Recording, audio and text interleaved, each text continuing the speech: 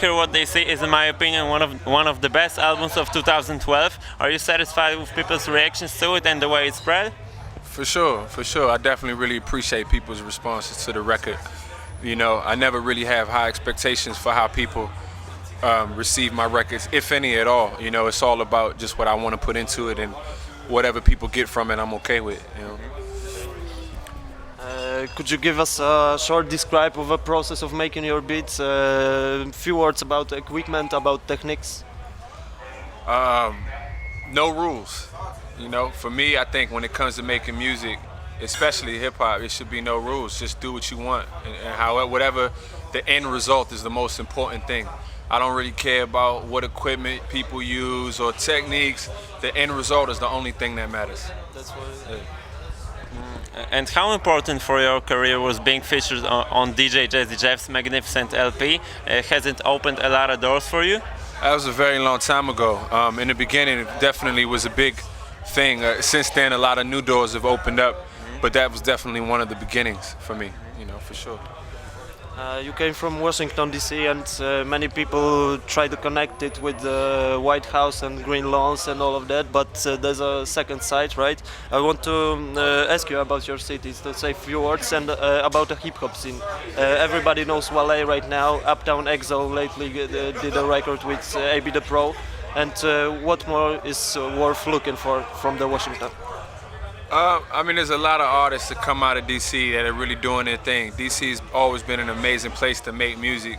You know, we have a great sound that comes out of DC because we're in the middle of the East Coast. We're kind of like a mix of Southern hip hop and East Coast, like New York style. So, you know, it's always like an interesting mix of music that comes out of DC. You know, I'm a big fan of Azizi Gibson on Brain Feeder. He's originally from my area. You know, I like what he's doing right now. You know, my brother YU, Twan, DTMD, the list goes on. There's a lot of artists from back home that I really love, you know what I mean? I've read that you took your first steps as an MC and producer in the studio of Gary'ego Shidera from Parliament-Funkadelic. What are your favorite memories from the times you spent with him, and what have you learned from him? Some of my favorite memories from being in the studio with Mr. Shidera, may he rest in peace, is making beats and him not letting us loop. You know, like he came from Funkadelic, so when we was in the studio, he wouldn't let us loop anything.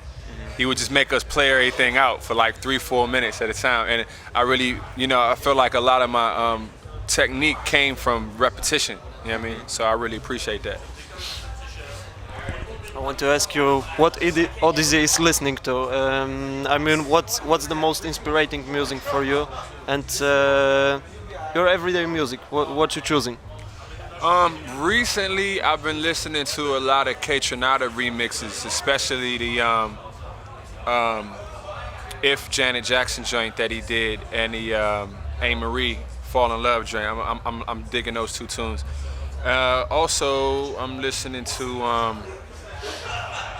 a lot of the new stuff that Drake leaked, like the 4 or 5 tracks that he leaked from his record over the summer. I'm digging that stuff.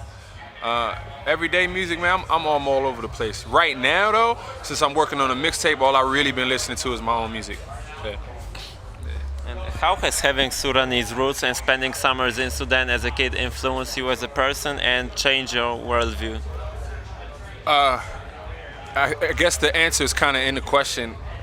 Going to Sudan as a child is what changed my view of the world in the first place, because it let me realize that the world is bigger than, you know, one city or one block, you know, and it gave me a different perspective on what to appreciate in life.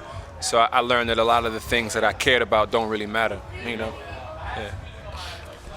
Yeah. If you could learn to play one instrument from day to day, which one you choosing? I'd probably be the guitar. Yeah. Looking 10 years back, how would you compare your vision and definition of success back then and now? It hasn't changed. Being able to make a living from music, waking up when I want to wake up, going to sleep when I want to go to sleep, going anywhere in the world that I want, eating whatever I want. I've been doing that for the longest time. It hasn't changed, man. You know what I mean? You work with samples a lot. I would like to ask you about old digging lifestyle. How many time do you take for the digging, and where you buying your records usually? I actually haven't been digging in about 2-3 years. A lot of my friends who are record collectors convert a lot of their libraries to MP3, and they don't make beats, so they just send me samples. So I've got a hard drive full of records that I've never even heard yet right now, like hundreds and hundreds of gigs. I haven't been digging in like 3 years. You know what I mean? Yeah. And what are the most important elements of the day-to-day grind being an independent artist? I would have to say time management. You know, as an independent artist, we don't have a team of people doing everything for you. You have to do a lot of things for yourself. You know, networking and producing, recording, etc., etc. So many things that would be designated to one specific person, you have to do yourself. So managing your time is very, very difficult and important. Have you thought of making a typical producer's album? And if yes, which artist would you like to have on it? Have I made one of those already? I might have made one of those already, but if I was to make another one, oof, man, I don't know. The list goes on. So many people. I'd love to work with Kendrick. I'd love to work with Drake. I'd love to work with Kanye. I'd love to work with. I mean, man, the list go on. I don't really know where to start. That's a good question.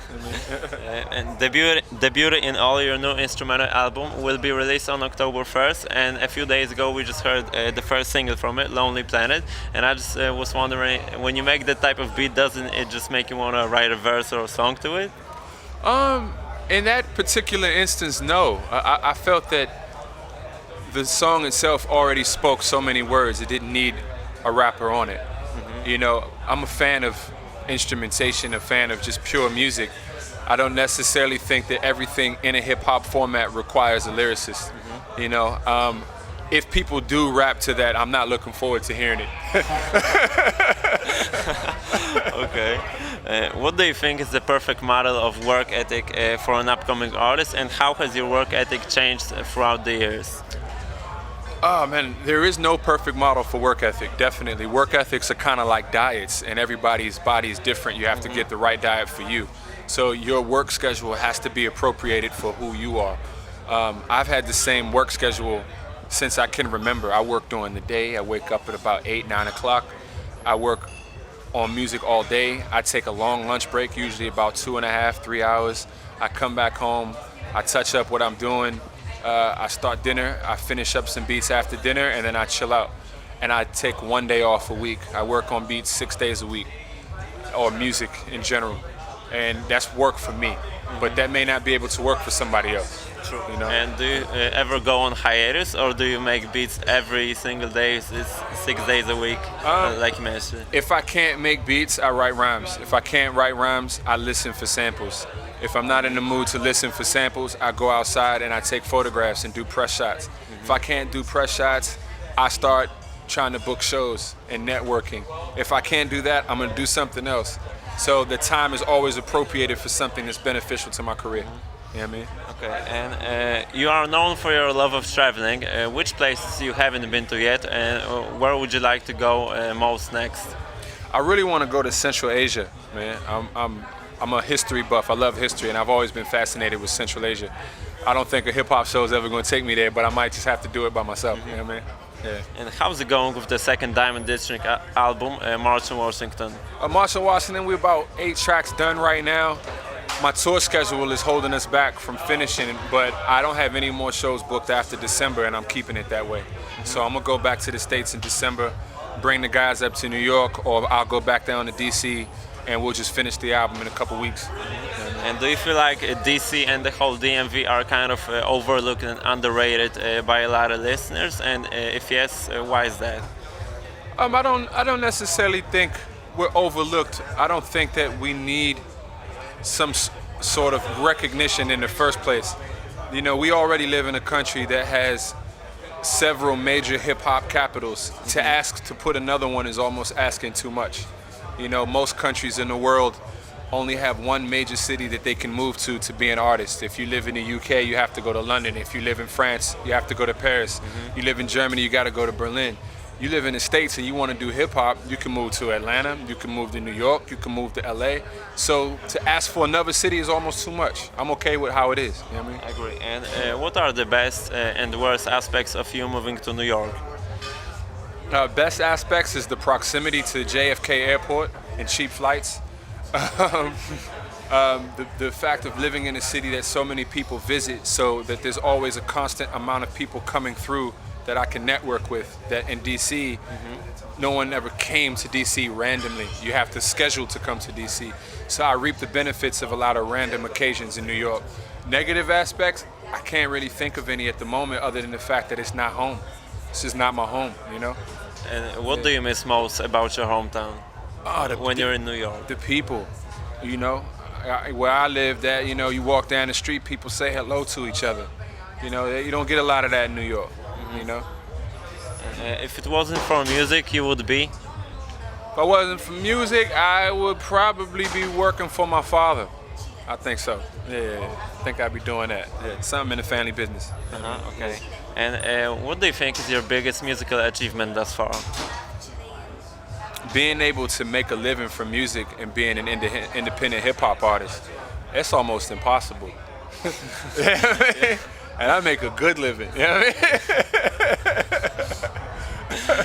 Yes, so on that note, I think we might end with one last question. Would you like to add something for your fans in Poland? Oh man, just thank you for your support. Thank you for listening to my music. Be sure to continue to do so, and I'll continue to make it. You know what I mean? Okay, thanks a lot, man. No doubt, man. Thank you. Thank you, much respect. Thank you, man. Cheers. Thank you.